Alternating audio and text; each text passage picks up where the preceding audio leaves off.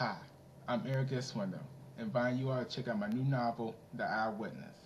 It's a great story I believe you all will enjoy reading as much as I did writing. And to motivate you to want to purchase this novel, I will read to you the prologue.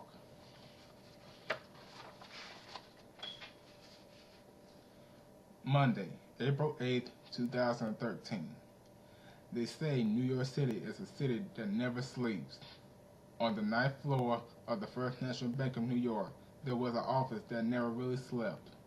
The office belonged to Jay Jackson, a hard-working businessman who was sitting behind his desk working way past business hours like he has been doing for the past 2 weeks.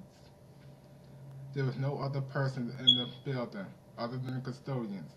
The custodians went through all the offices and bathrooms, cleaned them as they do every morning, noon, and night. Jay spent a lot of his morning, noon, and nights in his office behind his desk trying to get every task that he was assigned finished. He has held a position of a bank executive at the bank for just little over a year. It has apparently worked very hard every day. His boss congratulated him a few times on his hard work, dedication, and consistency. He was working on closing a deal. He was starting his second round of double-checking all the related documents and files. Jake wanted to ensure everything was perfect. Everything appeared to be fine. He pressed a few more keys to finish up and thought he might take a quick bathroom break. He slid from behind his desk and headed to the restroom. Just only a moment after walking out of his office, a male custodian in about his late 50s parked his cleaner cart right out front of Jake's office. Entering inside, he made his way to collect the trash from the trash can that was against the wall behind Jake's desk and to do some of his other duties. He bent over and pulled the bag out of the trash can and set it on the floor to place a new one in. While changing the bag, he scanned the office and saw nothing out of the ordinary. Once the new bag was placed in the trash can, the custodian picked up the old one he sat on the floor, stood up straight, and headed back to his cleaner car outside the office. On his way out, he accidentally knocked some papers off the desk and all over the floor. He bent over to pick them up, placed them back on the desk, and then happens to get a glance at Jake's computer screen. The custodian has been working at the bank for a while. He knew something illegal was going on when he saw a pop-up message on Jake's computer monitor that read, copying 109 files. The custodian then glanced down towards the front of the computer tower and found a flash drive stuck into it. There was something very wrong happening in this office behind this desk, but he wasn't sure of what. He knew that the First National Bank of New York had a strict data security policy which prohibited copying bank files to a thumb drive. He then looked down to the paper that he picked up from the floor. The data on the paper gave him more of an ink of what was going on. He had seen this type of thing before of another bank executive who was currently in jail. "What are you doing here?" said Jake as he entered back in the doorway. The custodian was scared half to death when he heard Jake's voice. He didn't even hear him come in.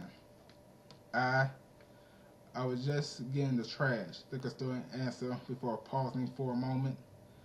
"I had knocked over some of your paperwork by accident. I hope I didn't mess any of it up of your work." There was nothing but silence between them as Jake stood still, eyeing the custodian, wondered if that was all that happened. "Just get out of here," he replied, coming closer inside his office. Without speaking another word, the custodian made his way past Jake and out of the office, while Jake made his way back behind his desk. Having a bad feeling about what transpired with the custodian, Jake made his way to the door, back to the doorway. He looked out into the hall, found the cleaner car still parked in the same spot it was in when he returned. However, the custodian was nowhere in sight, and other officers' doors nearby were closed. While standing in the doorway, Jay went into deep thought when glancing back to his desk. Taking a step closer to the desk, he could tell there were some papers missing. It wasn't long until he remembered seeing some papers in the custodian's hand, holding the trash bag as he was leaving his office. "Oh, hell nah," he said aloud to himself as he rushed over to the elevator. He looked up at the numbers and saw that they were going down. Not waiting for the next elevator to come up, Jake rushed through the door next to them and took the stairs. He ran down them as fast as he could without falling. Once reaching the bottom, he rushed out the door into the lobby. Jake quickly moved in front of the elevator door, but found that they had already stopped. He then made his way throughout the lobby and searched for the custodian that was in his office. After a short look around the lobby, Jay saw no sign of the custodian and took in that he was long gone. While trying his best to keep calm, Jay pulled his cell phone from his inner coat pocket and made a call. "What is it?" answered an unfriendly voice. "We have a problem," Jake replied. Well, there you have it. The Eyewitness is available on Amazon and other online retailers. Be the eyewitness to this story.